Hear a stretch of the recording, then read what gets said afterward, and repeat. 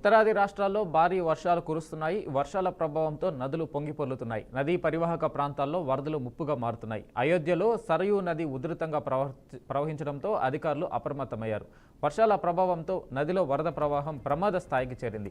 ప్రమాద స్థాయి నీటి మట్టం 92.73 మీటర్ల కాగా ప్రస్తుత నీటి మట్టం 91.92 మీటర్లకు చేరుకుంది. దీంతో నరయూ ఘాటు వద్ద అధికారులు హెచ్చరిక బోర్డులు ఏర్పాటు చేశారు. అధికారులు భక్తులను జాగ్రత్తగా ఉండాలని, సరయూ నదిలో స్నానం చేయొద్దని సూచిస్తున్నారు. ఏదైనా అత్యవసర పరిస్థితులు తలెత్తినా తక్షణమే స్పందించేందుకు ఎన్డీఆర్ఎఫ్ బలగాలను అయోధ్యలో మోహరించామని అధికారులు తెలిపారు. సాధారణంగా అయోధ్యకు వచ్చే భక్తులు మొదట మోక్షదాయిని అయిన సరయూ నదిలో స్నానం చేస్తారు. అనంతరం మఠాలు, దేవాలయాలను సందర్శించి పూజలు నిర్వహిస్తారు. అయితే నీటి మట్టం పెరగడంతో భక్తులు అప్రమత్తంగా ఉండాలని అధికారులు సూచించారు.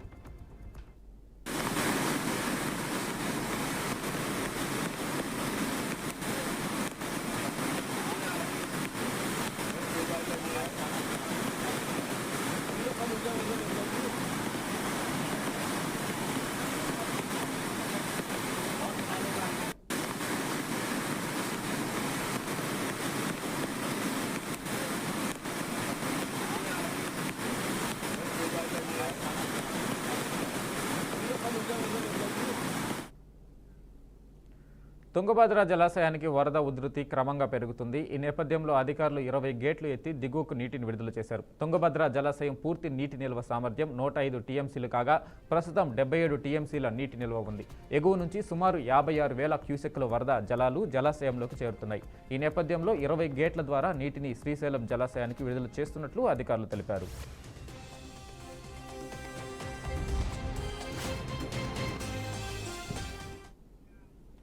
గుంటూరు జిల్లా మన్నవ గ్రామంలో టీడీపీ కార్యకర్తల దాడిలో గాయపడిన మాజీ సర్పంచ్ నాగమల్లేశ్వరరావును మాజీ మంత్రి అంబటి రాంబాబు పరామర్శించారు. గుంటూరు రమేష్ హాస్పిటల్లో చికిత్స పొందుతున్న మాజీ సర్పంచ్ని కలిశారు. 4 వ్యక్తులతో కలిసి టీ తాగుతున్న మల్లేశ్వరరావుపై విచక్షణ రహితంగా దాడికి పాల్పడినట్లు అంబటి తెలిపారు.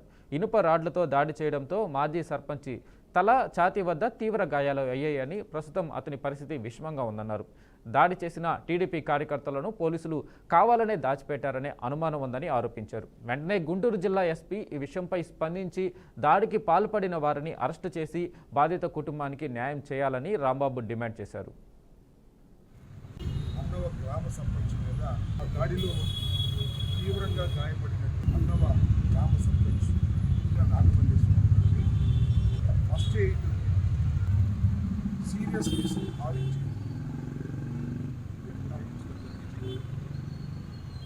గుంటూరులో వైద్యులు పరీక్షించి ఆయన క్రిటికల్గా ఉండే పరిస్థితులు తెలియపరిచారు.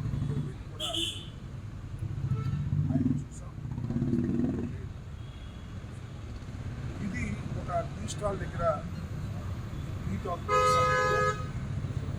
హఠాత్తుగా 4 వ్యక్తులు వచ్చి బలమైనటువంటి రాడ్లతో కొట్టినట్టుగా ఆ హోటల్కి సంబంధించినటువంటి సీసీ ఫుటేజ్ బహిర్గతమైంది.